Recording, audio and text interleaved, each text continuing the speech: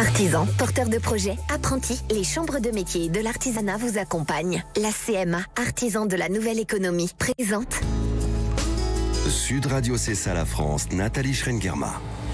Bonjour à toutes et à tous et bienvenue dans C'est ça la France sur Sud Radio. On va avec vous évoquer une très belle histoire aujourd'hui issue du monde du textile, un secteur en grosse difficulté, mais qui peut aussi faire vibrer le Made in France. Et notre invité du jour s'appelle Ludovic Sanson, à la tête de la Française. Il fait de la maille en France. Et cette marque a permis de redonner vie à un atelier normand historique à Villers-Bocage. Il a permis de sauver 30 emplois. Et il a réussi à réinventer une maille éthique, locale et moderne. On en parle tout de suite avec lui sur Sud Radio. Sud Radio, c'est ça la France.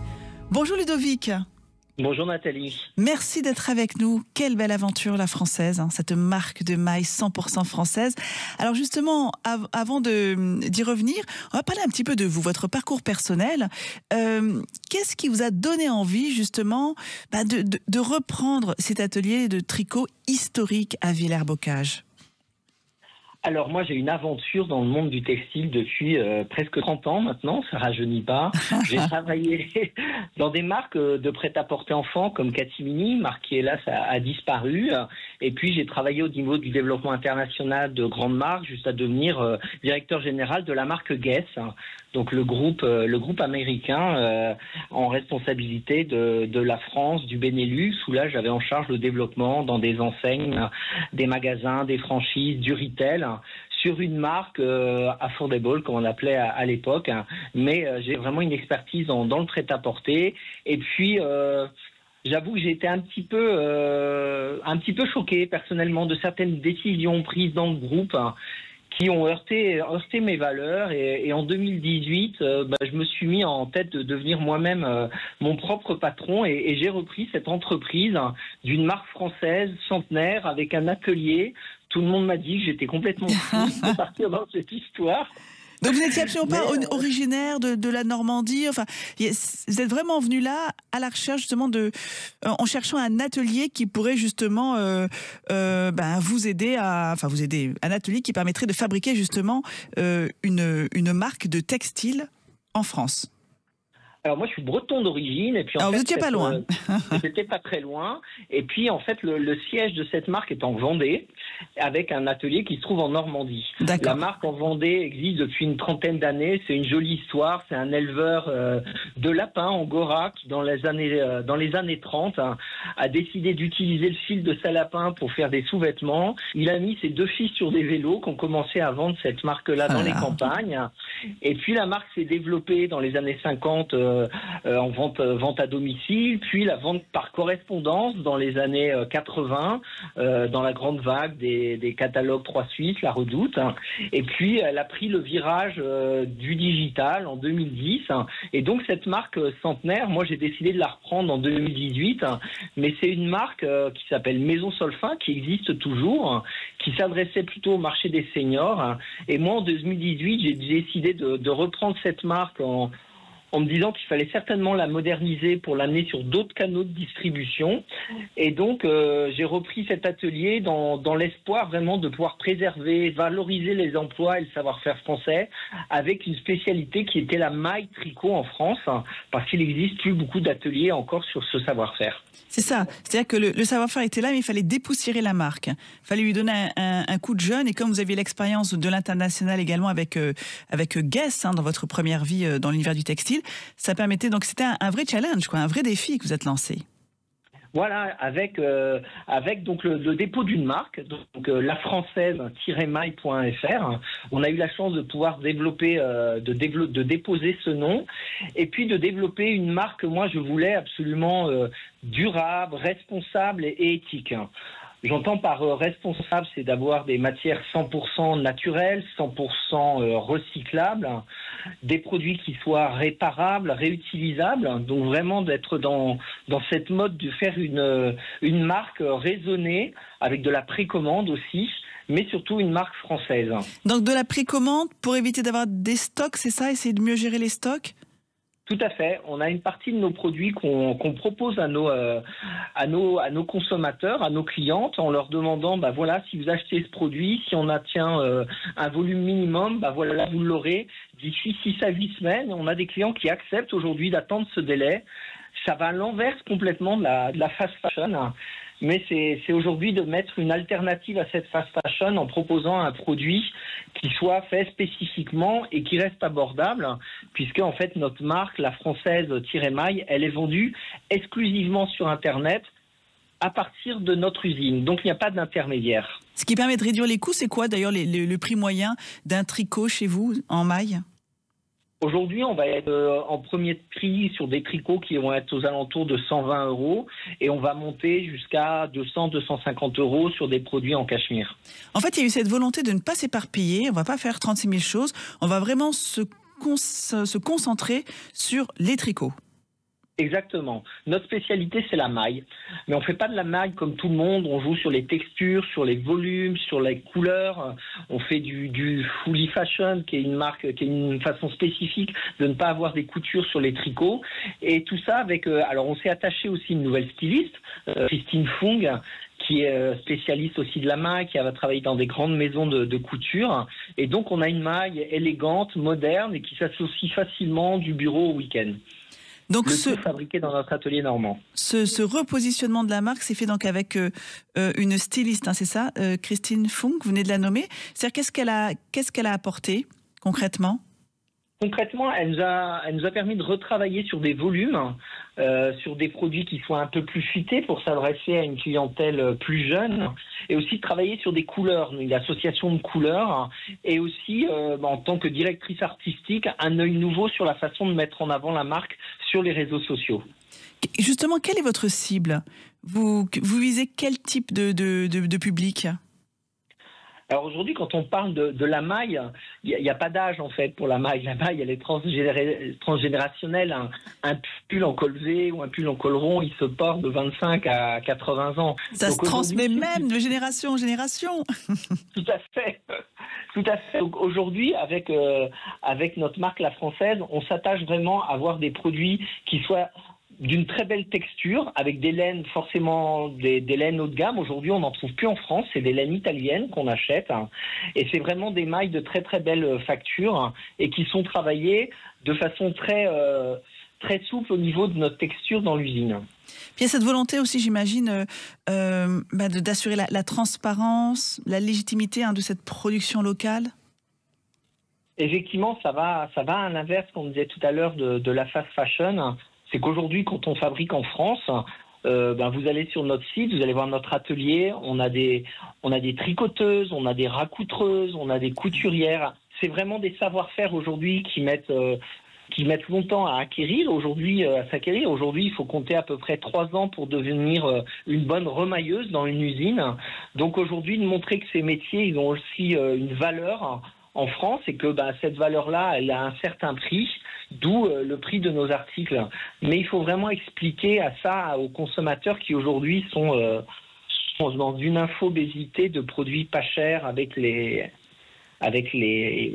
marketplaces chinoises notamment. Oui, bien évidemment. Et donc, c'est vrai qu'il y a tous ces savoir-faire qui sont précieux et qui auraient pu disparaître justement sans la reprise et sans avoir justement pu créer une marque qui a permis finalement de maintenir ces corps de métier. Aujourd'hui, notre marque n'existerait pas si on n'avait pas cet atelier. Aujourd'hui, on ne pourrait pas avoir les mêmes produits, on ne pourrait pas les distribuer auprès de nos consommateurs qui, eux, veulent vraiment un produit de marque française. C'est vraiment quelque chose de très important pour nos consommateurs. On a aujourd'hui une appétence sur ces produits made in France, mais il faut effectivement que ce soit des produits de très bonne qualité, mais qui soient chic, élégants et qui donne une mode qui soit propre et à faible impact écologique aussi. C'est important d'être sur ce positionnement, l'art de vivre à la française, jouer sur la mode française, parfois le pull, la marinière, pas seulement, les couleurs, jouer sur ça et être sur du haut de gamme pour pouvoir justement encore aujourd'hui réussir à s'imposer dans l'univers du textile. Aujourd'hui, si on n'est pas, alors on n'est pas du haut de gamme parce que comme on vend en direct de notre usine, on n'a pas de réseau de distribution, donc on permet de supprimer un intermédiaire. Donc on reste un produit made in France. Mais de qualité haut de gamme. Enfin... Mais de qualité haut de gamme, tout à fait. On est aujourd'hui effectivement comparable à certaines marques de luxe qui fabriquent en Italie, qui font vendre leurs produits 2 à 3 fois plus cher que nous, alors qu'on est exactement sur les mêmes fils. Est-ce que les labels sont importants quand on essaie de s'imposer dans l'univers du textile? Je pense notamment à France Terre Textile. Qu'est-ce que ça apporte de faire partie de ce label? C'est déjà un gage pour le consommateur d'avoir un vrai Made in France face à des greenwashing ou Frenchwashing aujourd'hui qu'on peut voir quand même sur le marché. Le fait d'être labellisé France Terre Textile, ça apporte aux consommateurs l'assurance qu'au moins 75% des opérations faites sur le produit ont été faites en France. Nous, on est à 90% des opérations faites, il n'y a que notre laine qui vient de l'étranger. Et on est aussi labellisé Ecotex. C'est donc l'assurance pour le consommateur d'avoir une qualité sanitaire, écologique et éthique des produits qui sont fabriqués dans notre usine. Et le fait justement de maîtriser, vous venez de le dire, que 90%, enfin toute la chaîne de production finalement, puisque le pourcentage qui manque, c'est la matière première qui n'est pas toujours française, c'est un vrai avantage, vous le constatez dans votre façon de travailler ? C'est vraiment une recherche de nos clients, en tout cas, de s'assurer que le produit fabriqué est vraiment fait en France. On a la chance d'avoir aussi beaucoup de nos clients qui nous appellent. On a un centre d'appel parce qu'on vend aussi par correspondance sur notre autre marque Maison Solfin. Et c'est souvent une des questions qu'ils nous posent. Est-ce qu'on peut visiter l'usine? Est-ce qu'on peut aller voir l'usine? Il y a vraiment un tourisme industriel autour de notre usine aujourd'hui qui fait que beaucoup de gens s'attachent quand même à s'assurer que vraiment notre produit il est fait en France. Et puis s'il y a la possibilité de réparer le produit, là aussi, c'est vrai que c'est quelque chose qui est de plus en plus demandé, que vous notez, cette volonté de pouvoir garder un pull parce qu'on s'y attache, parce que c'est un pull de qualité qui nous plaît et qu'on a juste envie de réparer s'il s'abîme. C'est vraiment quelque chose qui rentre petit à petit dans les habitudes des Français. C'est quelque chose que vous notez? On essaye dans la proposition de nos produits de ne pas encourager la surconsommation.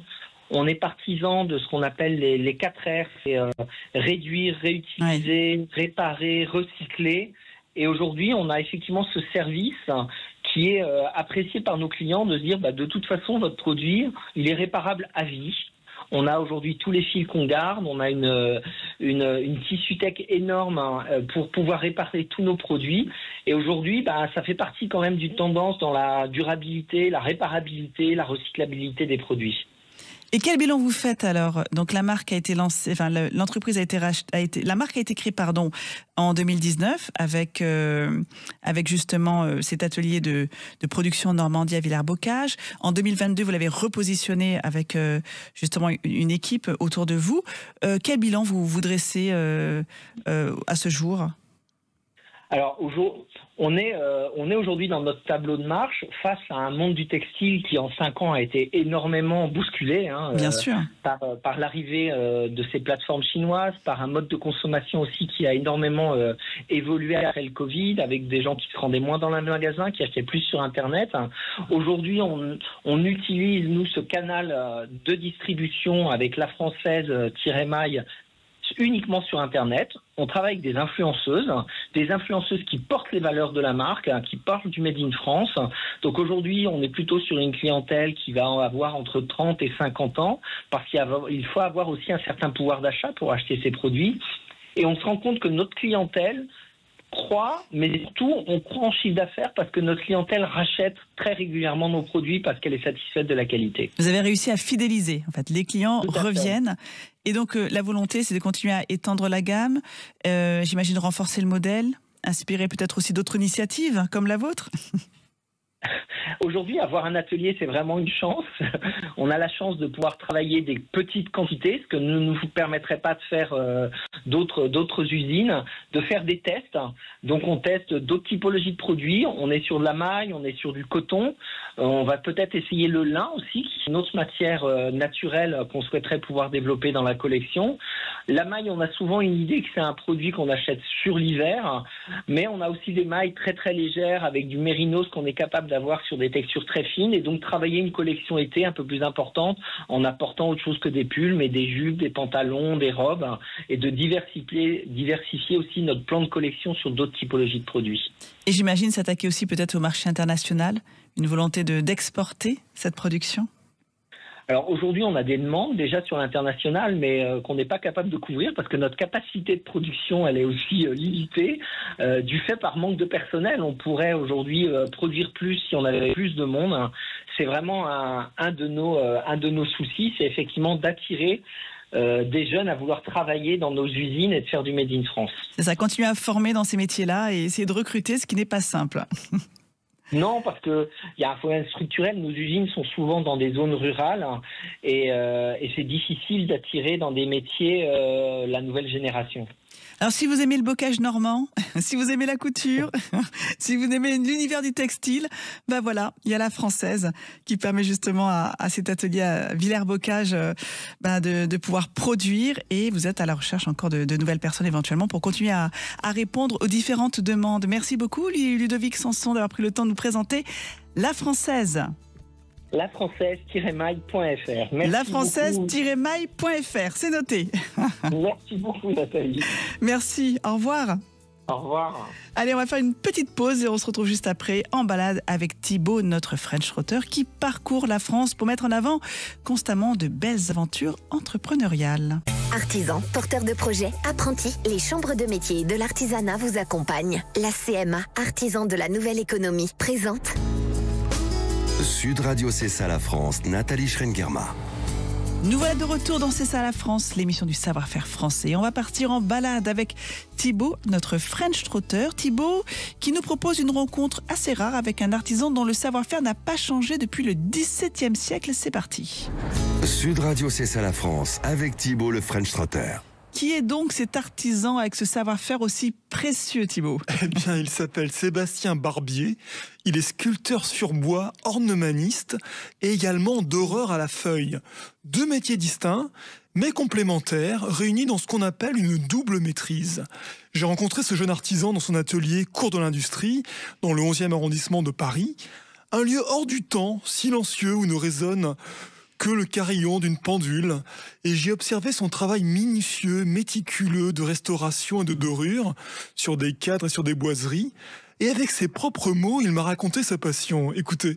La sculpture, c'est tout simplement la compréhension du volume, c'est d'évider une matière pour créer une forme, et la dorure, c'est de recouvrir une forme par de la feuille d'or. La feuille d'or, pourquoi? Parce que c'est un matériau qui est très fin, qui permet de faire une grande quantité en ne coûtant pas cher, contrairement à de l'or massif comme l'orfèvrerie. Vous travaillez beaucoup sur de l'encadrement? De l'encadrement, mais je fais tout ce qui est objet d'art, mobilier d'art. Ça peut être passé bien évidemment donc, par des cadres, mais ça peut être aussi du mobilier comme des fauteuils, des consoles, des retables, des tabernacles, des pendules, des baromètres, tout ce qui est en éléments sculptés et dorés. Alors quand je suis arrivé, vous m'avez dit que vous faites à la fois de la restauration, mais aussi de la restitution. Alors quelle est la différence entre les deux? La restauration, c'est-à-dire qu'on va venir réparer un support qui est abîmé. La restitution, c'est-à-dire qu'on va recréer en intégralité ce support dans le goût de ce qu'il y avait à l'origine et dont on n'a plus la trace. Là, quand je suis arrivé, vous étiez en train de travailler sur un cadre assez monumental. Ce cadre-là, Louis XVI, d'époque, a subi les outrages du temps et surtout les mauvaises restaurations. La principale des choses à faire, donc, c'est restaurer le cadre, c'est conserver au maximum ce qu'il y a d'origine, tout en faisant une intervention minimale et la plus discrète possible. La première chose, ça a été déjà de retirer les mauvaises restaurations qui sont dessus, qui sont trop présentes, et de nettoyer la dorure pour retrouver l'éclat, pas d'origine, mais presque l'éclat d'origine, pour retrouver son aspect. Et ensuite, c'est de restaurer toutes les lacunes, les éclats, tous les petits pets qu'il peut y avoir à droite et à gauche, et de les raccorder en dorure pour les faire fondre, et avoir l'illusion que l'objet a vieilli d'une manière homogène et proportionnelle tout au long de ces années, sans jamais avoir été dégradé. Le but, c'est en fait que je sois invisible. Je n'existe pas quand l'objet est sorti de mon atelier. Il n'y a eu aucune intervention dessus. On sent tout à minutie la précision de son travail qui doit presque se faire oublier pour préserver la patine ancienne des cadres. Et qu'en est-il au niveau de la dorure? Quelle est sa technique, Thibaut? En fait, il utilise la feuille d'or et c'est un travail d'une délicatesse extrême où chaque étape compte. Et d'ailleurs, il va nous l'expliquer lui-même, il nous explique comment il procède. Là, je vous vois, vous êtes avec un pinceau à la main, donc vous êtes en train d'apposer la dorure. Alors, pas la dorure. Pas la dorure. Le support qui est sous la feuille d'or, qui s'appelle de l'assiette. Ouais. Cette assiette qui est à base de colle de peau de lapin, que l'on fait chauffer au bain-marie. Et lorsqu'on va détremper cette assiette uniquement avec de l'eau claire, on va réveiller la colle de peau de lapin présente dans l'assiette, ce qui va faire adhérer notre feuille d'or. Et ayant un support enduit parfaitement poncé, on va pouvoir polir la feuille d'or avec une pierre d'agate, permettant d'avoir un bruni et un ton étincelant de l'or. Cette technique, j'imagine, elle n'a pas évolué au fil des siècles. C'est un métier qui n'a quasiment jamais évolué depuis le XVIIe, XVIIIe siècle, quasiment. Vous avez conscience d'être le passeur de quelque chose de précieux qui, grâce à vous, traverse les siècles? C'est le but, c'est justement de pouvoir transmettre des objets d'art qui nous ont été aussi transmis, tout en transmettant plus tard mon métier quand il y aura d'autres personnes que je serai à même de former, car ayant que 31 ans, c'est encore un petit peu tôt, je pense, pour former, sachant que j'ai encore beaucoup à apprendre. Comme je dis souvent, l'artisan est un éternel apprenti, car on apprend tout au long de sa vie. Il y a vraiment une magie dans ce travail d'artisan et c'est ce qui le rend si précieux aujourd'hui. Merci Thibaut, on se retrouve la semaine prochaine. Merci à vous, chers auditeurs. Rendez-vous, un dimanche prochain, même jour, même heure et même radio. Et surtout d'ici là, portez-vous bien. Sud Radio CSA La France, Nathalie Schrengerma. Avec les chambres de métiers et de l'artisanat, artisans, porteurs de projets, apprentis, nous vous accompagnons depuis 100 ans pour faire battre le cœur de la France.